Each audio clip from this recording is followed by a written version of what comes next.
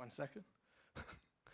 Sibtain Uncle, inshallah, is going to be talking to us today about the Khoja Shia Ithna-Asheri Community Diaspora, and it's going to be an explanatory overview. Dr. Sibtain Panjwani, former Secretary General of the World Federation of KSIMC, is the founder of the Awakening Project for KSI Muslim Community. It is a worldwide grassroots-oriented initiative that seeks participation and reform from community members themselves. Having qualified as a dentist from the University of Manchester and obtaining his MA in Medical Law and Ethics from King's College London and a PhD in Law from the University of Essex, he went to work closely with the late President Marhum Mulla Asgherali, Jaffer, and the World Federation. After his death, Dr. Sibtain Panjwani continued to be an active Shia and wider Muslim community affairs.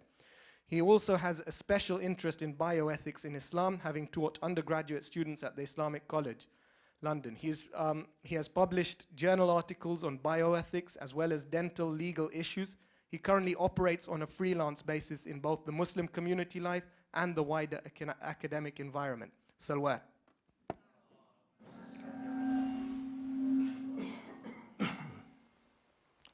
أعوذ بالله من الشيطان اللعين الرجيم بسم الله الرحمن الرحيم ولا حول ولا قوة إلا بالله العلي العظيم. Brothers and sisters, Assalamu alaikum wa rahmatullahi wa barakatuh. Before I begin the substance of what I want to share with you, a couple of introductory points. The subject matter that I'm going to deal with is a community-based matter. And what I have done is I'm sharing with you the diasporic experience of the Khoja Shia Ithna-Asheri Muslim community. And hopefully, and inshallah, it might relate to people other than Khoja Shia Ithna-Asheri Muslim community, and so it may benefit all of us, inshallah. The second thing that I want to share is that my communal experience goes back a long way, both in United Kingdom and elsewhere. And so in 2011, I published a paper titled Awakening the Spirit of Inquiry, the Future of Khoja Shia Ithna-Asheri Muslim Community. I sent it around to the community members globally, and lo and behold, I got very good responses and very important comments, and a lot of support. And so the Awakening Project got established. Now, the Awakening Project, its aims, you can see from there that it was established in 2011. It's mainly a grass-oriented project where I'm initiating discussion and change to the foundational institutions of the community. I found from my analysis the foundational institutions of the community are the family, the member, and the madrasa. If these three institutions, which are foundational, if they happen to be removed, then the community's existence is at peril. So obviously, the idea was to see if these foundational institutions can withstand the challenges of our time. And so what I was seeking was participation and reform from the grassroots community. And I started data gathering by way of seminars, interviews, surveys, and articles. And the analysis of all that is available in the website that I run. What I did was I did almost five global surveys. As you can see, I wanted to make sure that the communities also accept the fact of the conclusion that I came to about the foundational institutions, that is madrasa, member, and family, that they are the foundational institution. And yes, I got an overwhelming response of yes. I also then did Khoja Shia Ithna-Asheri identity survey, the role of member today, our family life, and the latest one is the functioning of Jamaat committees. I've just analyzed that, and it should be published soon. But what happened was that in all these analyses, I got another dimension of the community, and that is the diaspora experiences of the community. And what I am going to do today is that I'm going to share that narrative with you so that you perhaps will find it interesting as to how we did become diasporic in that sense. So the title is Khoja Shia Ithna-Asheri Community Diaspora, an Exploratory Overview. It's not an exhaustive study. It's an overview so that I'm sharing my experiences. I'm going to relate some of the events and tie it together, but detailed work is yet to be done. I'm happy to say that this is the first of my exposition on this diaspora topic, and I'm sharing with the audience in Mahfil. So why can you see those, or it's very difficult? Can you see it? Yes. Why this study? So let me put some mix into this exploratory view. First of all, we are part of Indian diaspora. There are 20 to 22 million Indians living outside India. And in United Kingdom, there are almost 4 million South Asians, or rather Indians from subcontinent. Almost over 1/3 are from Indian subcontinent, under 1/3 are from Pakistan, about 1 million from Sri Lanka or Bangladesh, and the rest of it is from Sri Lanka and elsewhere. And we are part of this diaspora. We number around 10 to 12,000 in the United Kingdom and 15,000 in the Western Europe. So we are a very small community, but belong to this Indian diaspora. The other thing that we should be interested in this mix is we should be interested in our own identity. Why? Because we should know what is shaping our identity and how it is being shaped. So if we want to understand that, we have to understand the nature of the society that we are living in. And then we need to ask some very important questions, like how did Khoja Shia Ithna-Asheri Community settle in various parts of the world, and its challenges, etc. And so these are the questions then needs to be answered. The other thing that we have to put in the mix is history. How we think about history has changed. The way we used to think about history is one in a nationalistic term, nationalistic history. So we would study one country. The trend now is to study transnational history, which means that you study the history of one country and then see what is around that country that is influencing this country. So you study the factors around that particular state, and that study is transnational history. But now, more importantly, we are now studying diaspora history, where, for example, there is a lot of migration happening in a global world, and one needs to understand the social cohesion of the diaspora community and also their roots to the original land where they came from. So when we engage with diaspora history and transnational history, we tend to find that we learn a lot more. Regrettably, national history is a lazy history. It only allows you to understand one sort of aspect of it through a particular lens. If it's a colonial lens, you will understand it from the colonial mentality. If it is another sort of ideology lens, then you will understand it from that. So when you engage in a diaspora way and when you engage in a transnational way, then you have better understanding of the history. The last bit is, what is the meaning of diaspora? It really means scattering and sort of dispersal. But the important thing that I am concerned with, I'm interested in the Khoja Shia Ithna-Asheri Muslim community dispersal from early 19th century from Kutch and Kathiawar. You know what Kutch is, where Kutch is and where Kathiawar is, or it's in Gujarat? Do we know where Gujarat is? Where? India. You know. Yeah. Okay.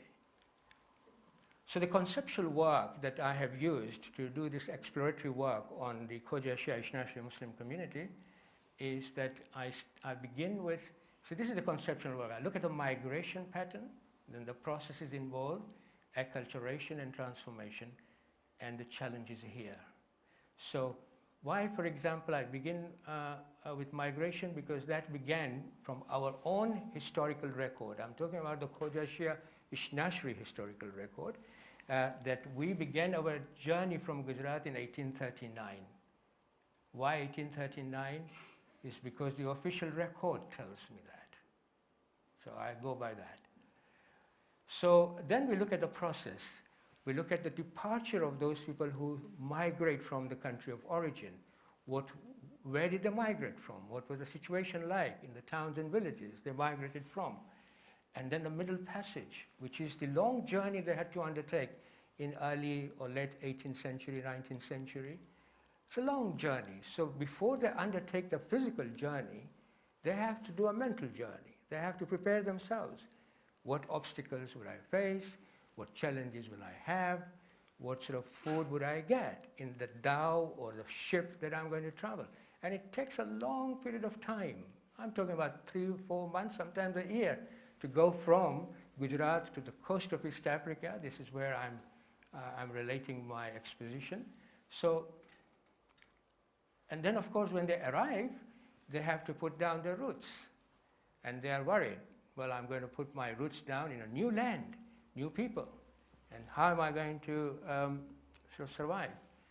And then of course, acculturation to the new land and transformation in terms of Athenization of the land. When they see that new land, it's a landscape that they haven't seen before. So what happens with the diaspora community, any diaspora community that you study, that they actually change the landscape, they Athenize the landscape. And then afterwards, they institutionalize the community or the diaspora. And so you see the transformation then occurring, where you see building of mosques or mandir or synagogues, including schools, hospitals, and then they feel comfortable to live with. And that is what happens. You get acculturation and then transformation. And from our point of view, the Khoja Shia Ithna-Asheries Muslim community, there are challenges, of course, with any diaspora community, but I'm looking at this particular community. Is the transformation of the KSI Muslim diaspora community integrative or assimilative or separate or what? As a matter of interest, how many of you have a Khoja Shia Ithna-Asheries background? Or do you feel uncomfortable if I ask you to raise your hand?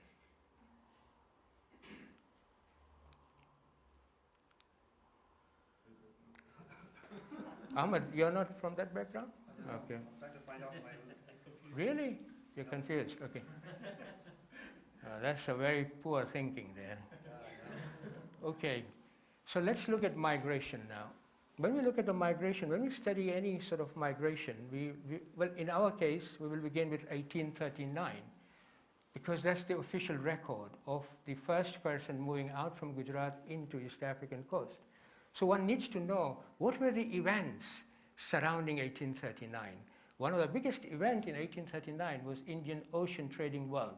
That was this part of the world where India, that coast, west coast of India, was trading with all that area, and including all those other areas, Indonesia, Japan, everywhere. But this particular area was very important because from 2nd century AD onwards, this particular world was very influential. And it was very influential in the 20th century as well. It dominated the trading. So when it dominated the trading, what happened was a lot of Indians went from there, west coast of Gujarat, to East African coast, Madagascar, Aden, all those areas, including some of the land in Arabian Peninsula. So, and among them were Gujaratis, because they took advantage of that. It really became a migratory community in many ways. In 1840, they did a survey. There were 1,200 Indians actually living in the eastern coast of East Africa, including Madagascar. And among them were Gujaratis. And the record also shows that wherever there was a trading facility in a town or village, there was a Gujarati there. So what does, does anyone know what Gujarati means? Where does it come from? It comes from Gurjarar, Gujral. Gujral means cattle rearing. We were cattle rearers. And some of us also tell us we were soldiers as well, but mainly cattle rearers. But what happened was, because of this trading area there, Gujaratis became a migratory community. A lot of migration to and fro from Gujarat. And so if you look at the Gujarat society as such, it is very heterogeneous in both religion and language. So it's a very skillful community like that, Gujaratis. And they're very skillful business people, by the way, because they took advantage of that. So the second event that was very important in 1839, when the first, we say a great-great-grandfather of our community came from, is this abolition of slavery. In 1833, this was happening. This act was passed.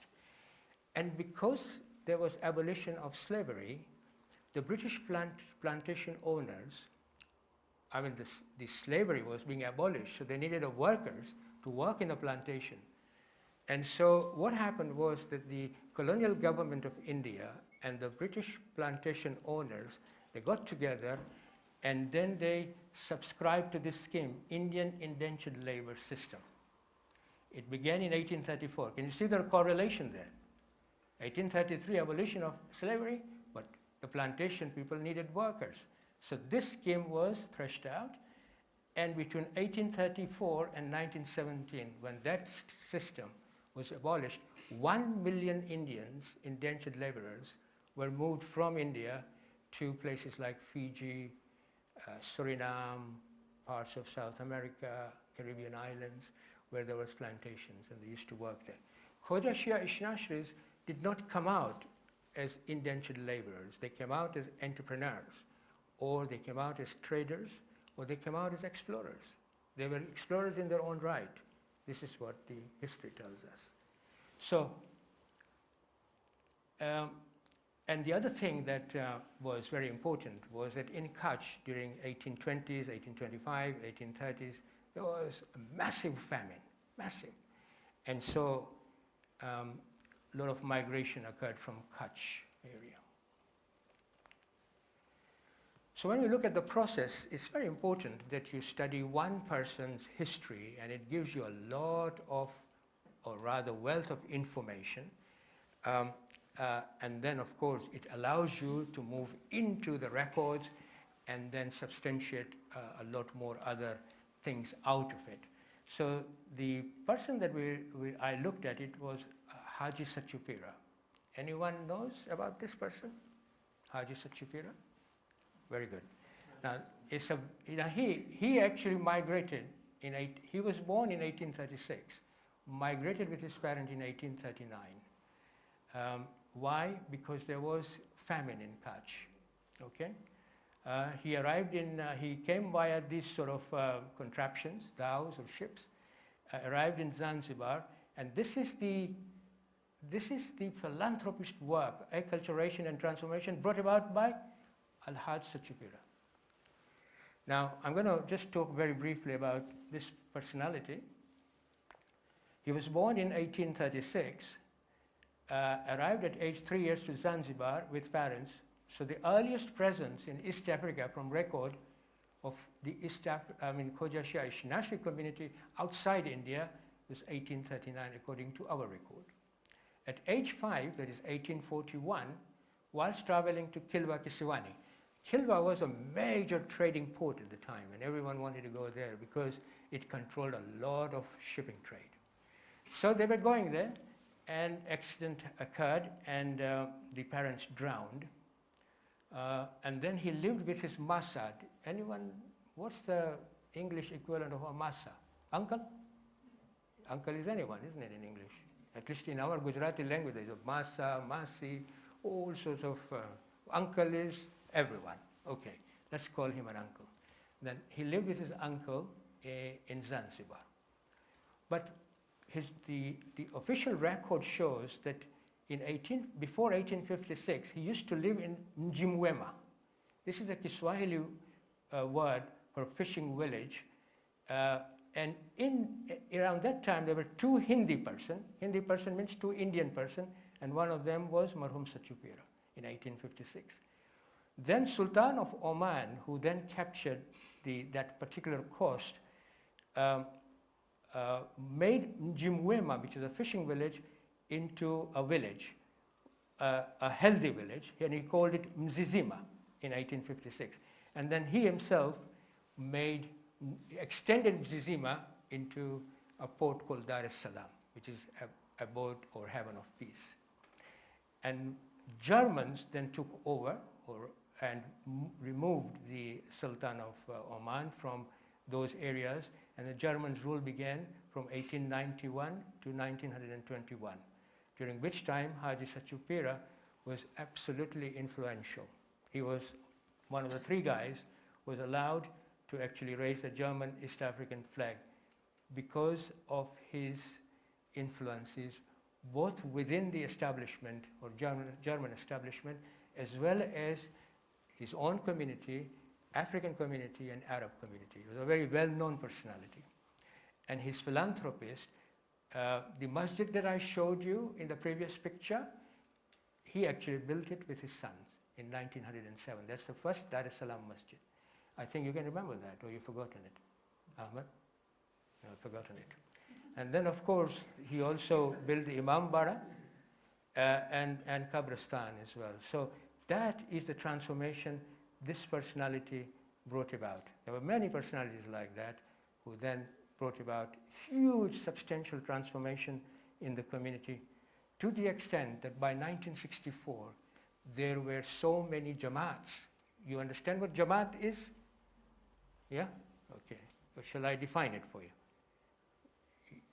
You know, I mean, at least do that. I mean, it's like I'm in the Kabristan, you know. And, please, if you interact with me like that, it'd be so nice. But you're so serious as an audience. Why is that? Muslims are serious? No, it's listening.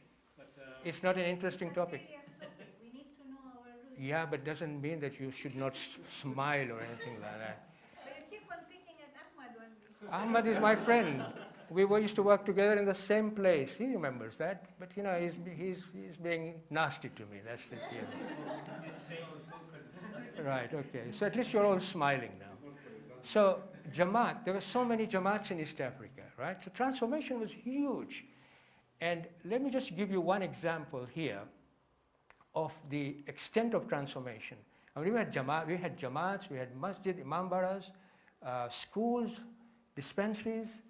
And if you look at in 1960, there was a population carried out by the Supreme Council of Africa. There were almost 7,050 individuals and 1,500 to 2,000 families. But look at Kenya. There were 2,025 individuals, or rather 400 families, 83 different businesses with 5 towns. That was the transformation. Tanganyika, over 4,000 individuals, 606 different businesses in 42 towns. Zanzibar and Pemba, 1,900 individuals, 168 different businesses. Uganda, 2,875 individuals, 147 different businesses in 13 towns. This was the extent of the transformation that had occurred in East Africa by 1964. Let me just give you some indicators as to what it was like. I mean, they produced a directory consisting of over 400 pages. Half of it was trade directory, and half of it was all about the experiences of 57 different people, how they arrived in East Africa, what it was like, and all that. So this was sort of first-hand information from the very people who witnessed what it was like in East Africa, and that's fantastic. So all of this, Okay, yes. What was very important was the publication was in Gujarati, during 1950s to 1960, most of the Khoja Shia Ithna-Asheri community read, wrote, spoke Gujarati. Trade language of this community was Gujarati, but not only that, Gujaratis dominated Asian trade in East Africa. And that's why we had to publish this directory in Gujarati so that the communication can occur, not only amongst our own people, but all other communities, all other Gujaratis, because they actually dominated the Asian trade. Now, I don't want to go into the colonial aspect of it, because that would take me far away. And when you invite me again, I can then give you the history of that. That's very interesting. We have got to make sure that the history of the Asians in East Africa that is written from an exploitative lens, that Asians were there to exploit. No, when you study the diaspora history, it gives you a different picture. That lens is a different lens from which this history was written. It was a colonial lens, and now that we are looking at our own record, we are finding out much more than that lazy history that we were given, that Asians were. I'm not saying that we did not have weaknesses, but I'm saying it's not true that Asians were there to exploit. Okay, so let's go into the next part. Now look, this is a flag. Can you see that? Yes. This is Gujarati માં આપણે કહીએ છીએ કોમી ઝંડો, means the flag of the community. Now look, this is our creation, or the community's creation by 1964. And what it symbolizes is very important. Look what it symbolizes. The green background represents Islam giving hope and generosity to human beings to progress their humanity. That was our objective in 1964. It still is. 12 stars here represents, surrounding the Kaaba, represents the 12 imams through whom knowledge of Islam reached the community. The Kaaba here in the center is our belief in Allah, Wahdullah Sharika lah. And then Hajar Aswad here represents our only objective in life, which is to serve Allah subhanahu wa ta'ala. And the flagpole here represents the alam of Hazrat Abbas alayhi salam. The crescent has ukhuwa, brotherhood, written in it. And the panjo, that's there. It says Ya Qayyam. That means we are under the wilaya of our 12th Imam.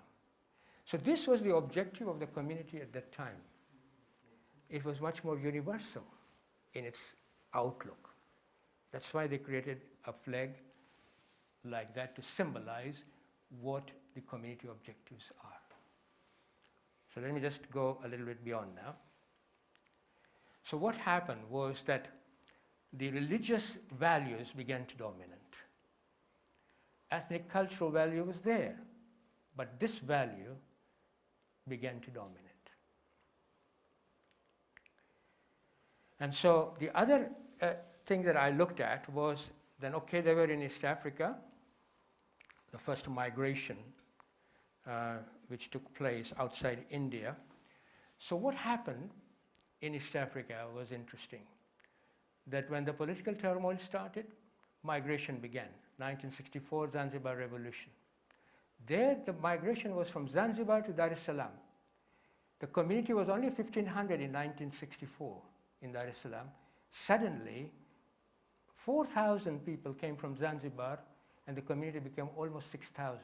And they worked together to make sure that the migrant community of Zanzibar got settled in Dar es Salaam. There's a good history of that.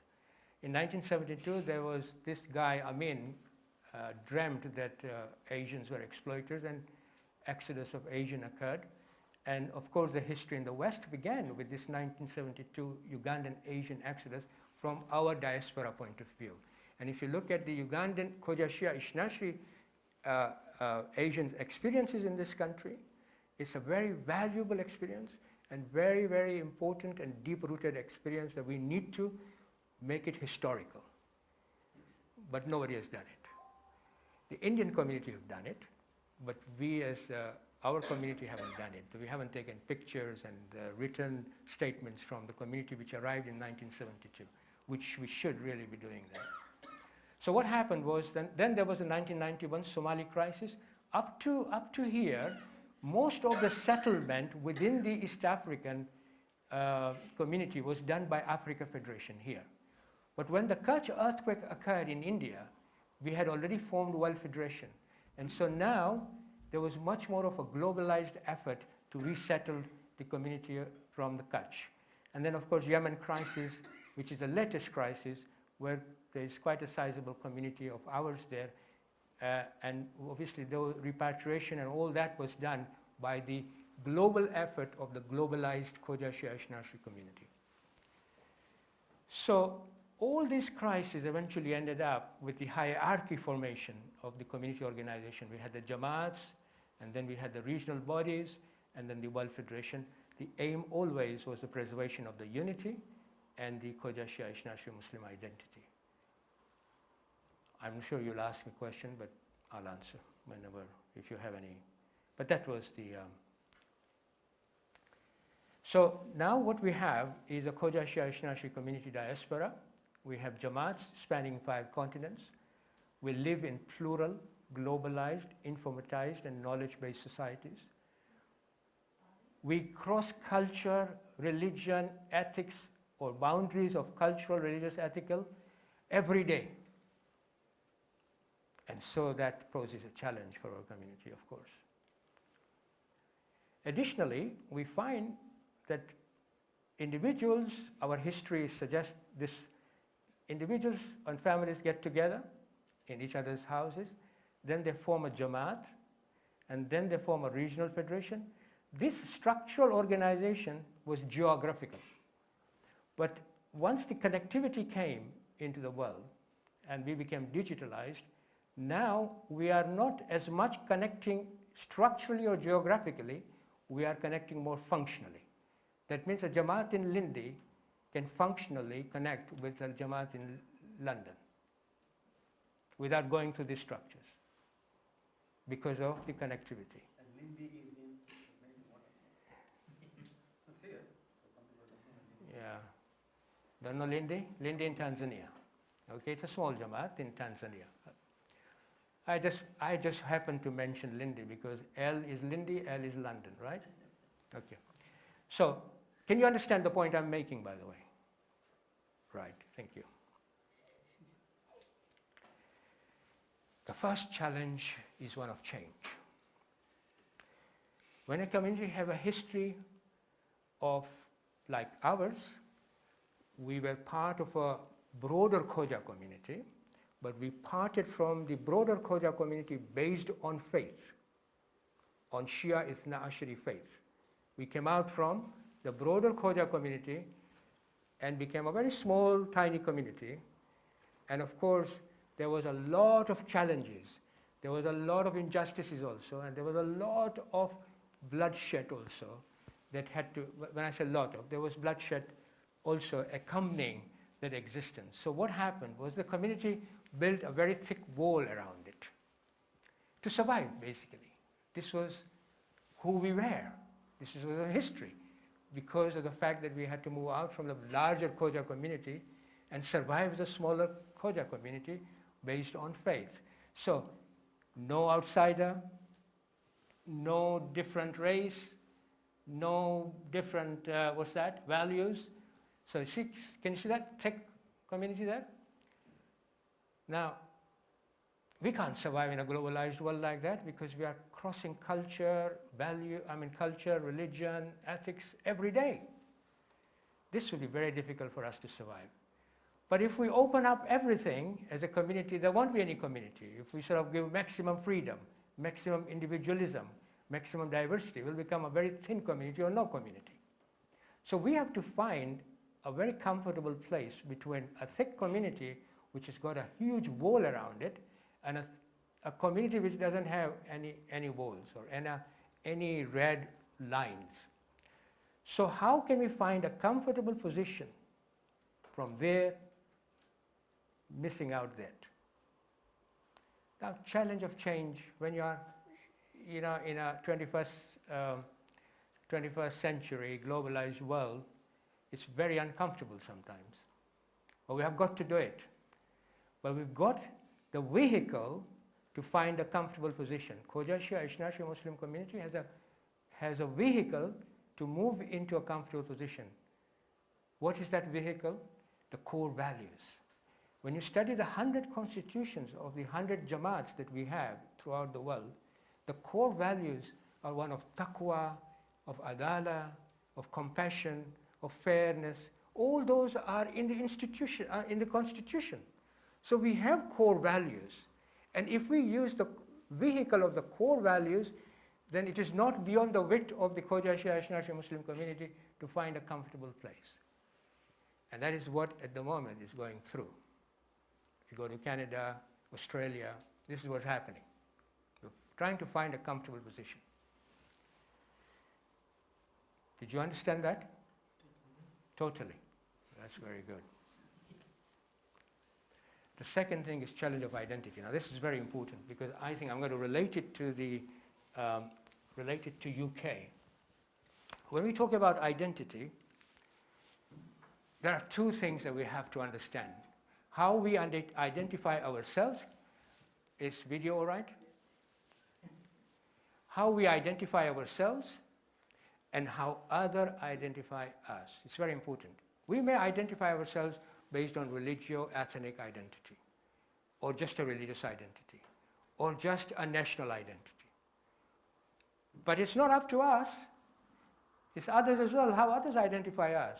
They may identify you as Asian, Desi, Pardeshi, or they may identify you as South Asians, Pakistani, Paki, something like that.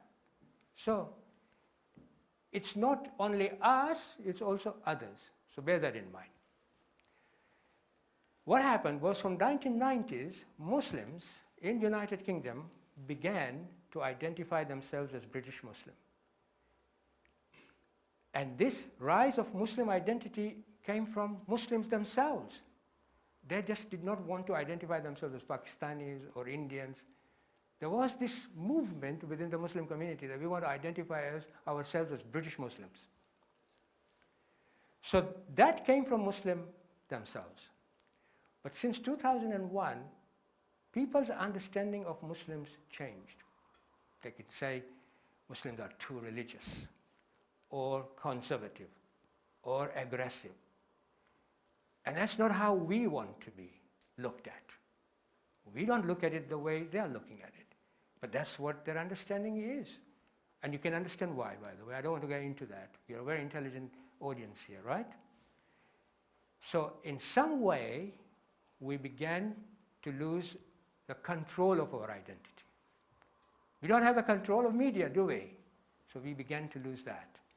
And when we started that we want to be called like that, here we started to lose the control. And what happened was there was a dual sort of aspect to it. There was a tension developing. What British Muslim wants to say about itself, how we want to be known about ourselves. We want to say, we Muslims are very balanced people. We are not aggressive, are we? No. Yeah. And what others want to say about British Muslims, how others view us. So there's a tension between the two, and our identity now is determined by this tension. Did you understand that? Yes. Do you want to clarify it? No. Okay. So now we go on to this point, fourth. Whilst there is acceptance of British Muslims as group identity, whilst there is that notion that we are British Muslims, in reality, underneath that umbrella of British Muslims, ethno-religious identity remain active. And we can see that when we look at various centers that we go to. Sorry, I'm putting my back to you. Is it okay? Right. Did you understand that? Now I'm just giving you a typical United Kingdom position, but I can give you Canadian position, I can give you East African position, I can give you Indian position, Pakistani position, like that. But we're just, because you are a United Kingdom audience, I thought that I will introduce that, yeah? This is the work of Dr. Tariq Modood. Anyone know about him? He's a fantastic sociologist. I think you should try and sort of look at his work. So there are two trends.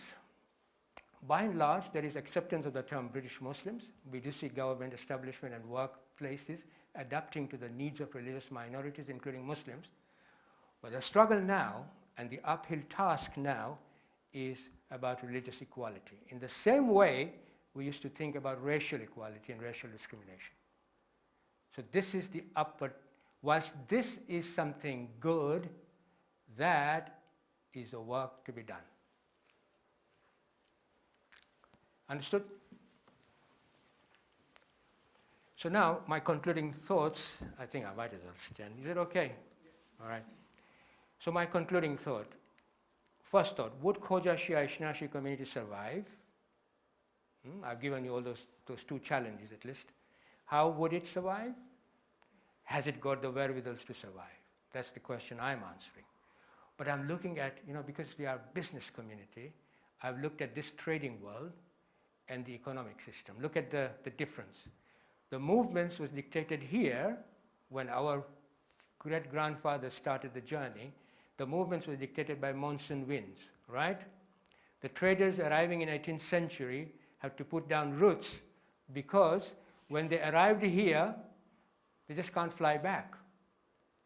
The ship will go after a year, or thou will go after 2 years, or something like that. So they have to put down roots. And many settled and developed because they had to put down roots. But when you come to the 21st century, which is a globalized economic system, traveling is different.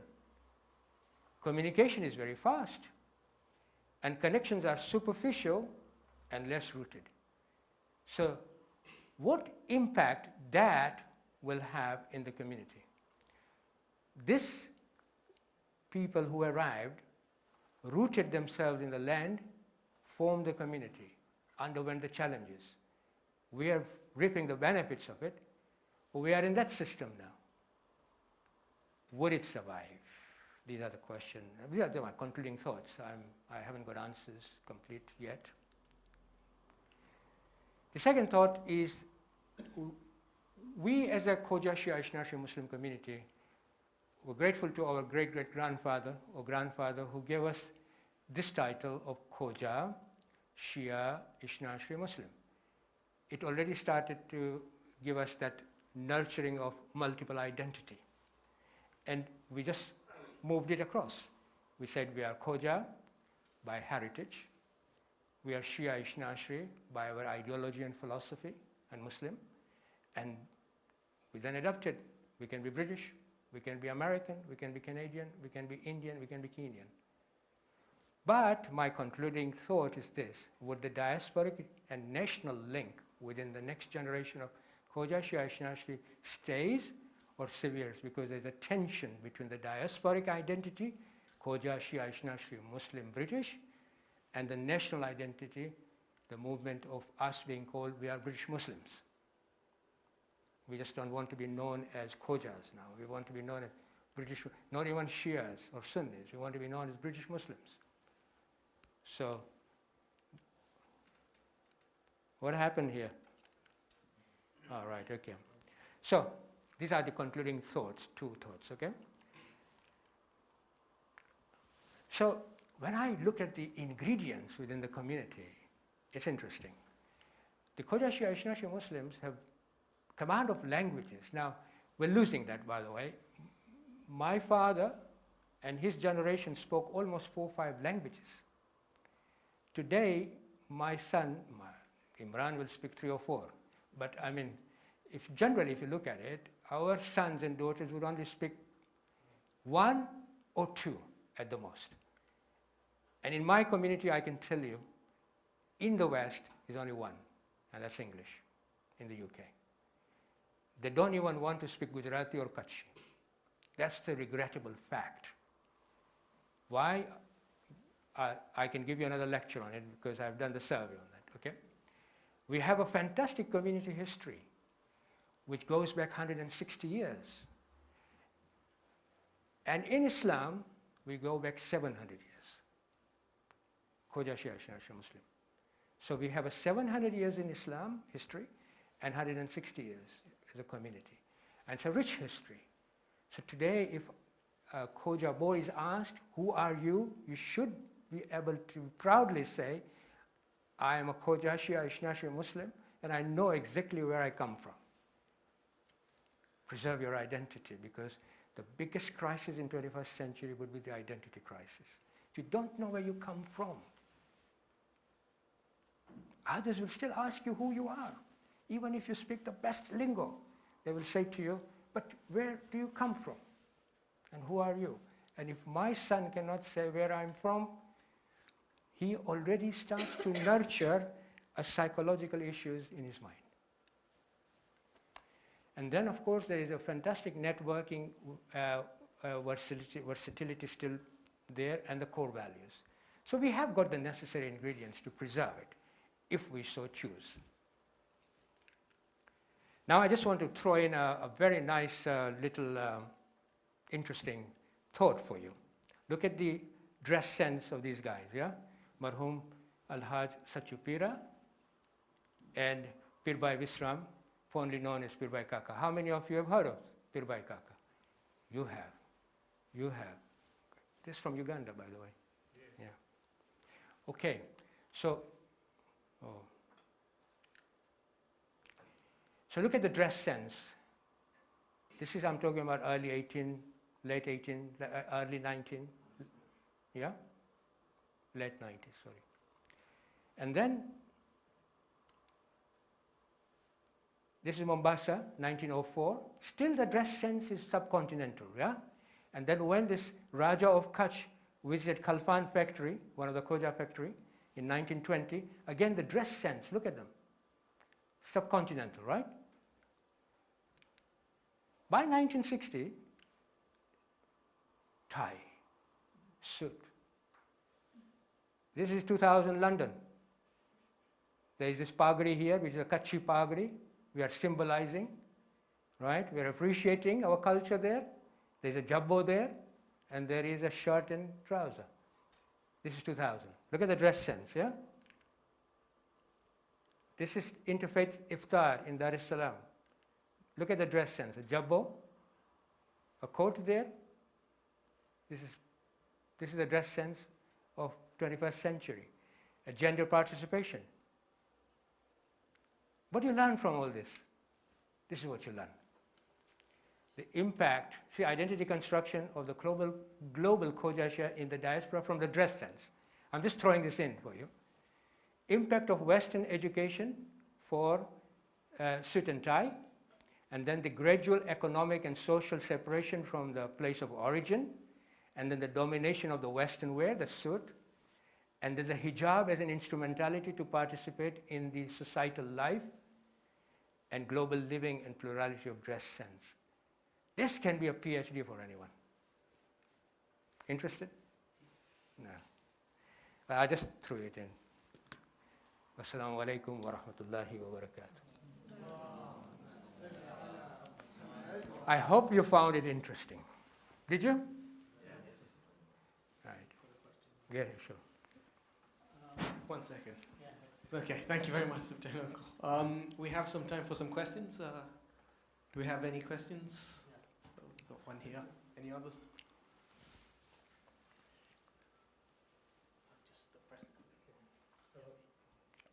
Hello. Yeah. Okay. So thank you. I appreciate the lecture first. Yeah. No, that's what I'm Thank saying. you. I mean, that's the protocol. All right. Oh, that's the protocol. Okay. Right. Politicians. Okay. Fine. That's fine. Yeah. So thank you for the lecture. I mean, it's. I came here with a premeditated question, but you've sort of addressed the area where I can ask this question now. You refer to the word diaspora. Now, the meaning of the word diaspora, it's very important to get that right. Right? Now, diaspora to me is that if I was born somewhere and I had gone away somewhere and I wanted to, then I was a diaspora from that location. As our generations go through, are they still the diaspora as far as definition is concerned? Yeah. It's which angle you look at. If, for example, that community then integrates and there is no ethnization or transformation of that community, which you can see it as a living community, and it's integrated or assimilated, then diaspora may not, I can understand, may not have that meaning. But if you look at the diaspora history now, even if there has been a migration and an age of about 200 years of living in that particular community, there is still that contact with the ancient land of origin. There is still that cultural link with it. There is still that social cohesion with it, and that makes it diasporic. So the question about how others see you, because to many people I've said I'm African. They said to an Afghani secretary, she said, "Oh, you're not African." I said, "I was born in Africa. My father was born in Africa. Yes, historically I have a connection to India. I've never been there, but I was actually born in Africa." Yeah. Well, you say now it's very interesting because I'm not only saying that you only have one cultural affinity. I mean, you may develop multiple cultural affinities through your own experiences. So by product, you are of three cultures. You are Indian, African, and here. So you can proudly say, I'm a product of three cultures, and that can also be diasporic. Because in a globalized world, it is moving from one to another. Thank you very much, Dr. Sibtain. Hi, how are you? Very good. Yeah. I was not expecting anything less but a fantastic lecture. I've got so many questions, but I'll just stick to two. Firstly, I mean, I've studied this history as well, and it's very interesting seeing the comparisons with the Muslims moving westwards in Andalusia, Sicily, Greece, and the difference between when the Khojas came to East Africa, the parallels. So the first question I have is, why was it, and I did ask someone this before, I never really got an answer, why is it they didn't travel to another part of India to seek wealth when Gujarat was struggling and in famine and they were having difficulties from the British Empire and so on and so forth, where they may not have faced difficulties from the Brits and they'd have had better opportunities? Why was it Africa, which was a quite perilous journey? They were able to make those journeys on the dhows. I've seen those dhows, and you find those same dhows in the Middle East still. The second question I have is, it's very well written by Andalusian Muslims. I think Al-Khazali, particular sociologist, writing especially about the dress sense, in that the conquered peoples 10 times out of 10 end up wearing the dress sense of their conqueror,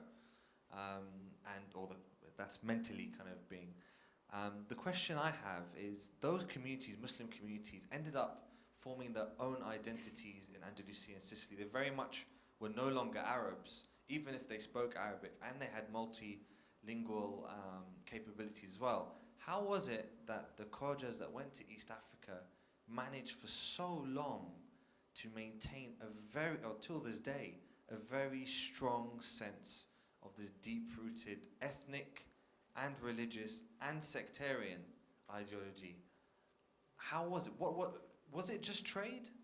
No. And if it was trade, because this is what you mentioned in the Gujarati language directory, they needed that directory because everyone trading was Gujarati. But now in the digital world, it's not so relevant. Yeah, no, your question is very multi-layered, by the way. I mean, if I can just start with the first part of it, where you talk about why didn't they go to other part of India and they started to migrate towards the coast here. You have to understand one thing, that from 2nd AD onwards, the Indian Ocean trading world was very dominant. And Gujaratis were participating in that fully. As I said, that the official records say that every trading town will have a Gujarati, which means that the Gujaratis had the flair of going out of Gujarat, but also trading. So, and it was very easy for them to just go to the sea area, the west coast, where Gujarat has a boundary, and just move out onto the trading world. Not only did they go to Africa, but Gujaratis also went to Indonesia, Singapore, Malaysia, into Japan, China. So Gujaratis have gone very wide, and that could be one of the rationale as to why they went via the sea routes to trade.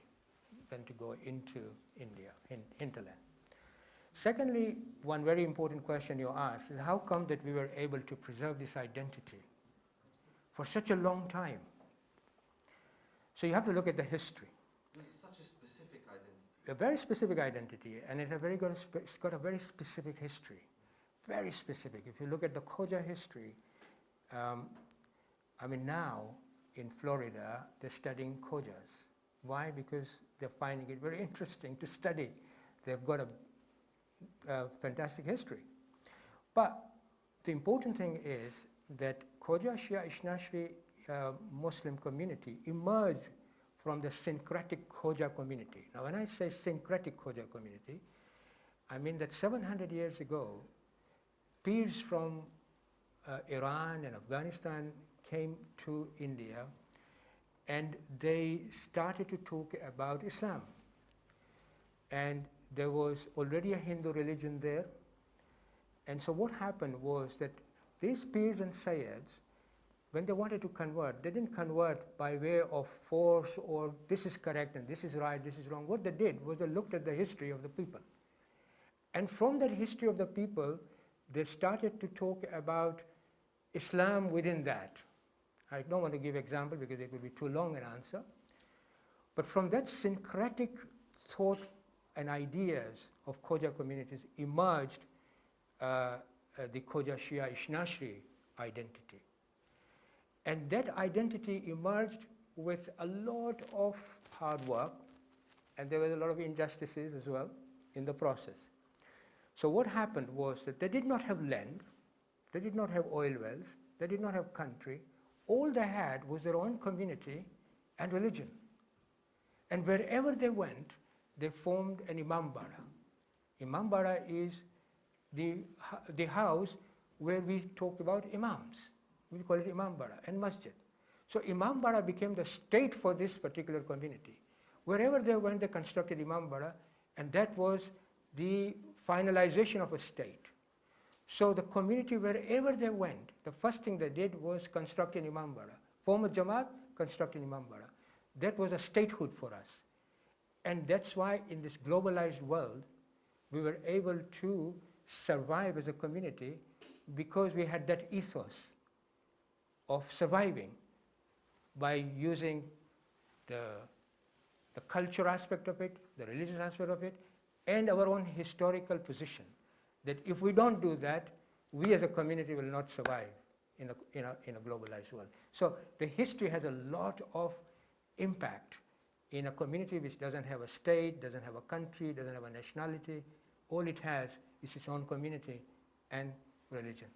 That's why the flag, that symbol, that flag, Qawmi flag, is more Islamic than cultural.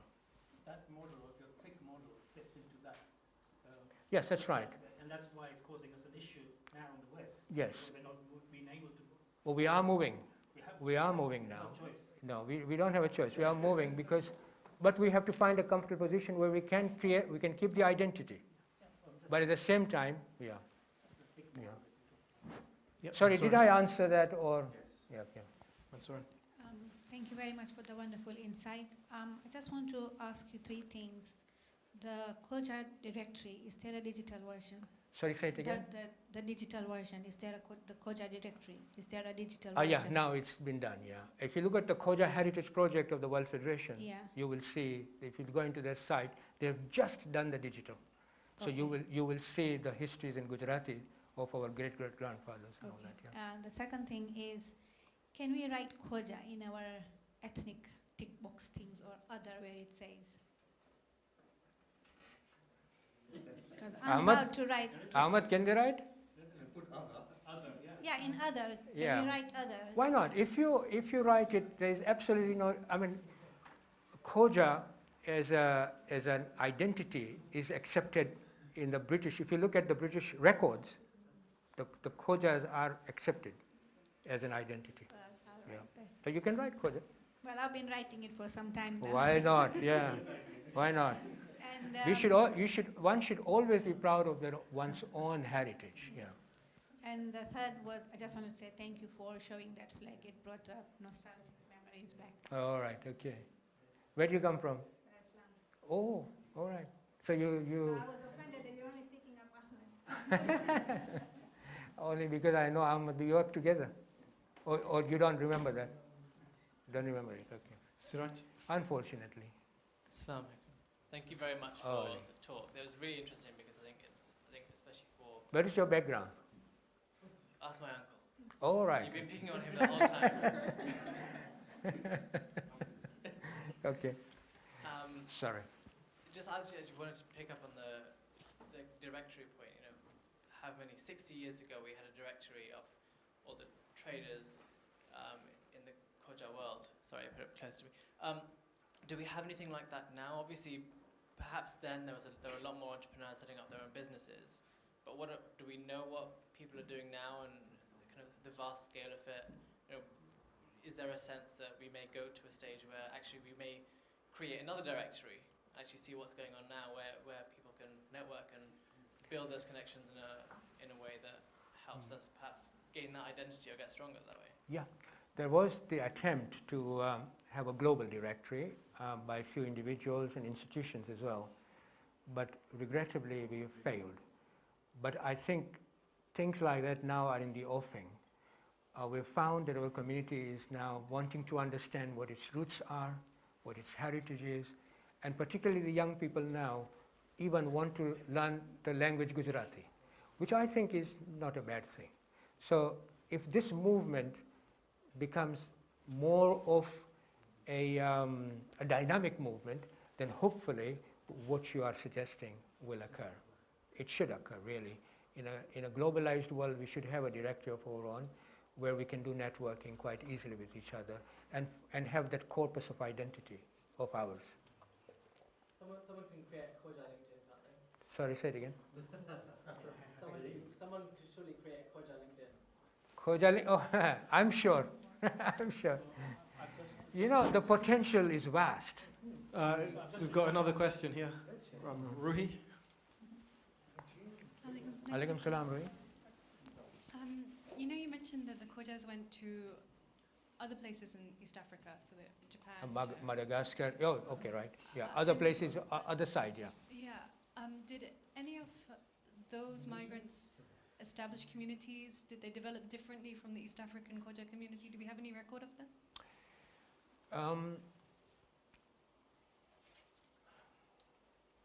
Not that I know of, but this is not Khoja Shia Ithna-Asheries. I mean, Khoja Shia Ithna-Asheries throughout the world number 90,000 to 150,000, according to the statistics that I have. So it's really relatively a very small community. So when some of them did go, it would be just sort of 2 or 3 individuals who would have reached, or business people 5 or 10. But they would not necessarily would have formed a Jamaat. They would have come back. But when in 1933, the business people met and wanted to form a federation in India of Khoja Shia Ithna-Asheries, the records do show that businesses of Khoja Shia Ithna-Asheries, Kutchi, were as far as Burma and Japan. So we had, Khojas had traveled, Khoja Shia Ithna-Asheries had traveled, but they did not form Jamaats as we did in the eastern coast of Africa and Madagascar, and Aden as well.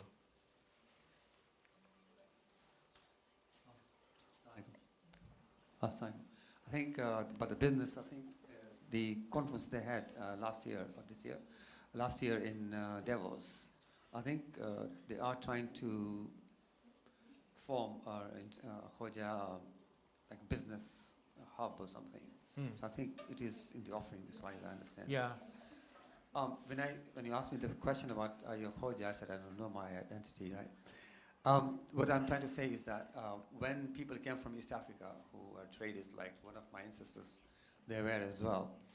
So were they necessarily from Gujarat as Khojas? They might have been just Gujaratis, but not Khojas.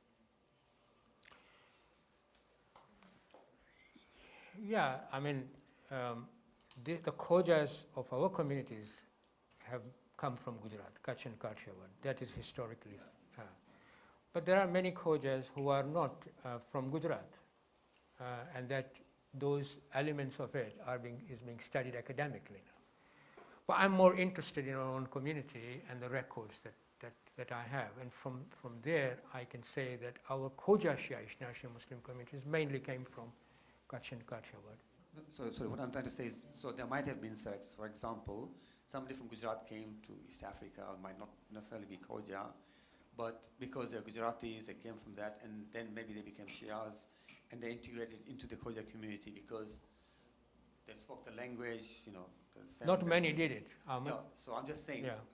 this is what I'm trying to say. Yeah. That so not necessarily that you have everybody who came from Gujarat might have been Khoja. This is what I'm trying to say. I'm trying to find an Sorry, did you say not everybody who came from Gujarat are Khojas? Yeah. No. Listen, Khojas were only minority of people who came from Gujarat. There were many other Gujaratis, non-Khojas, who were inhabiting East Africa. But they were called Gujaratis.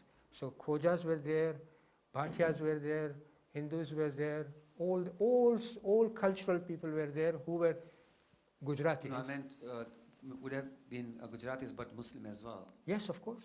Not being Khoja No. necessarily. Yeah, So there that might is be in East Africa who might, people might understand that the people might think that they are Khojas because they are Shia Ithna-Asheries and from Gujarat, but not necessarily so Khojas, right?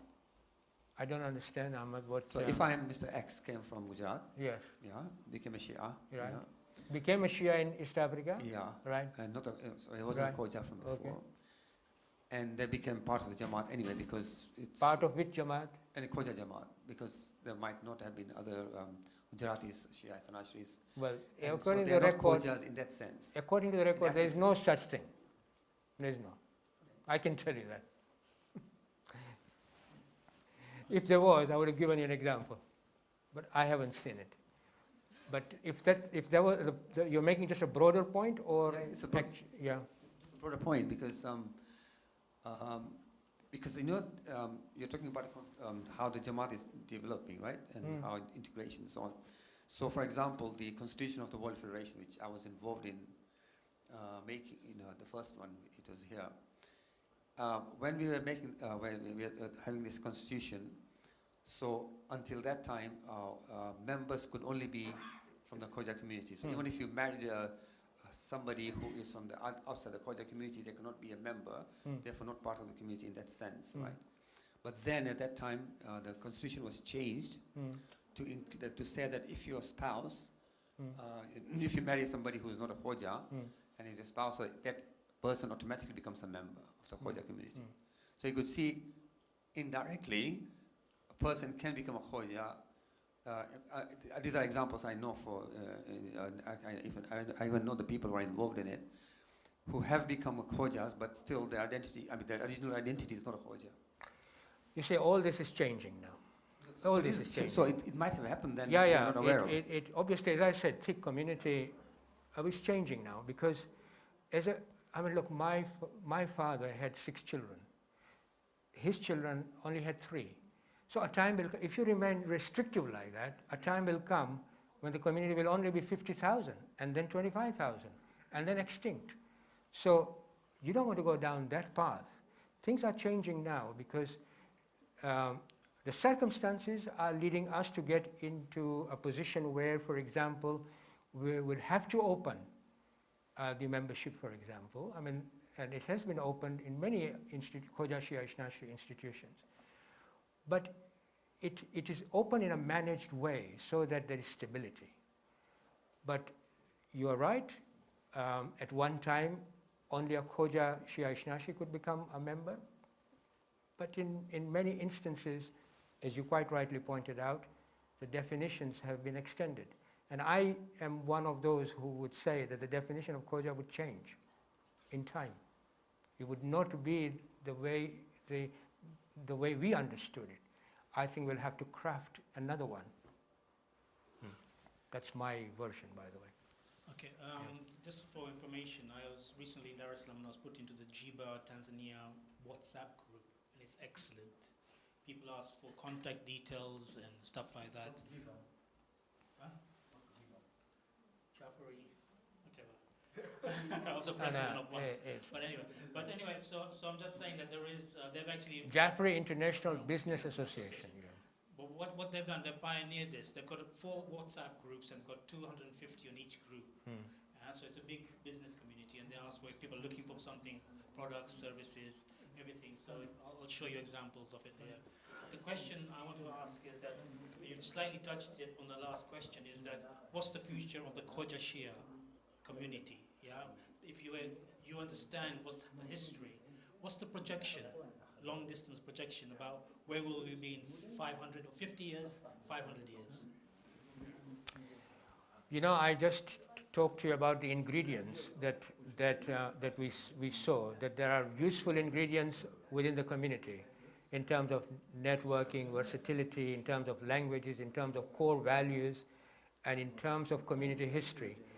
So if you were to ask me what is the future of the community, I would say that the 3 very important foundations of the community, the family, the member, and the madrasa.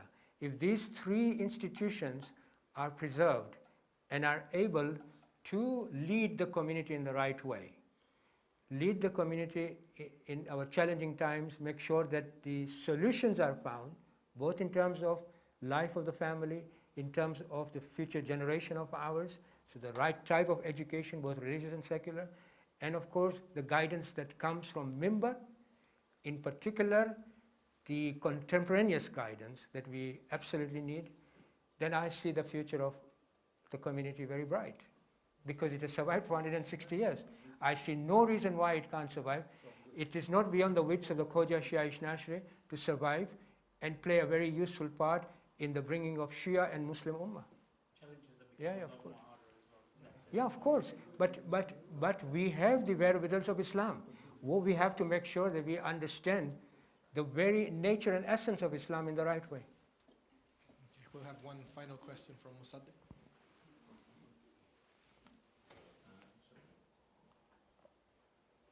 Thanks for your talk.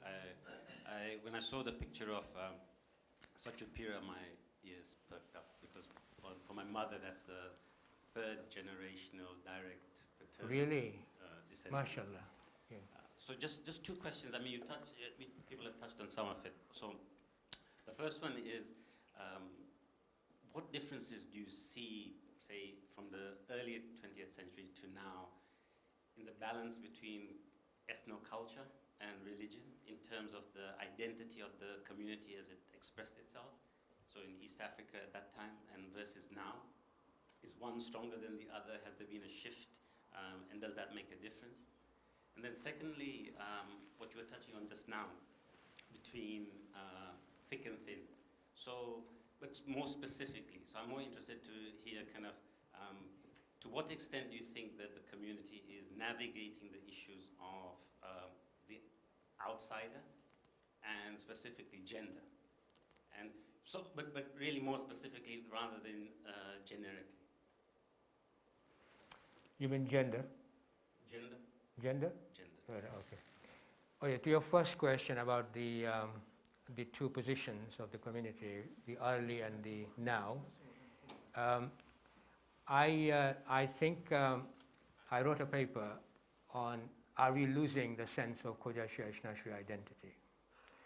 And my sense was that yes, we were losing our sense of identity, only because we haven't really passed on the sense of heritage of this community to our generation, our children.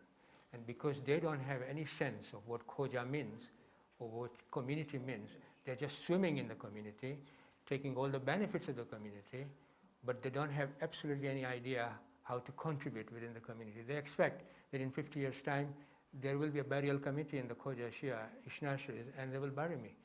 In Florida, in Orlando, last year when I was there giving seminars on Awakening Project, I put a question to them. I said, in 50 years' time, who will be burying you? Would it be artificial intelligent robot?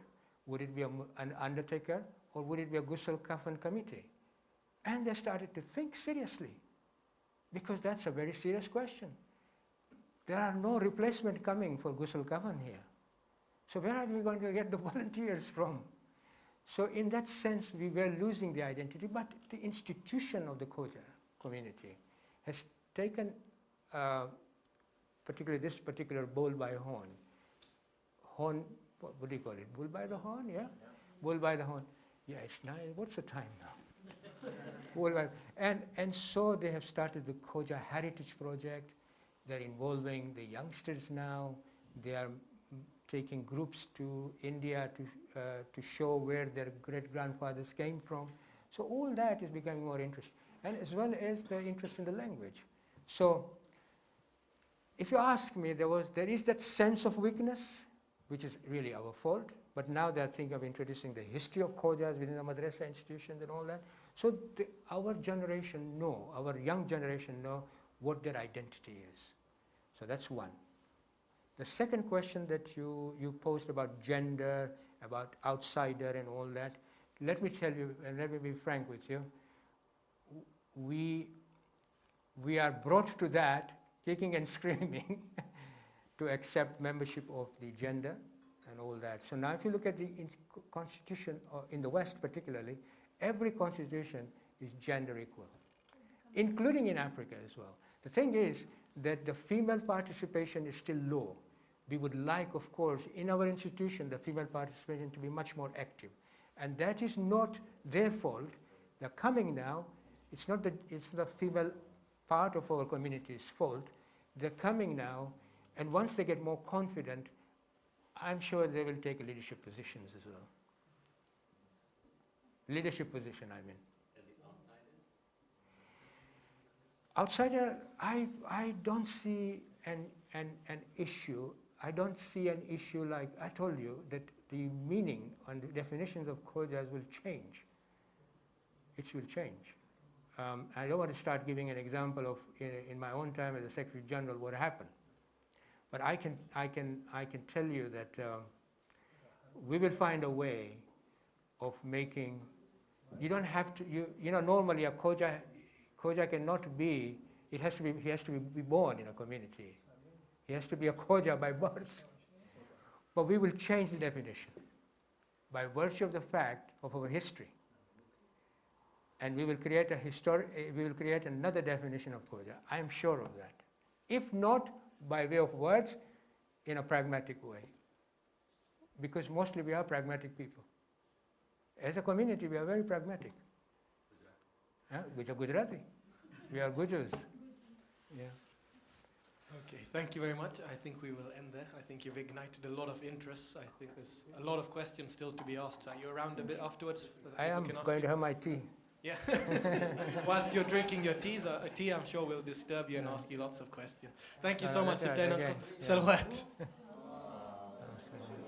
I just want to share with my family.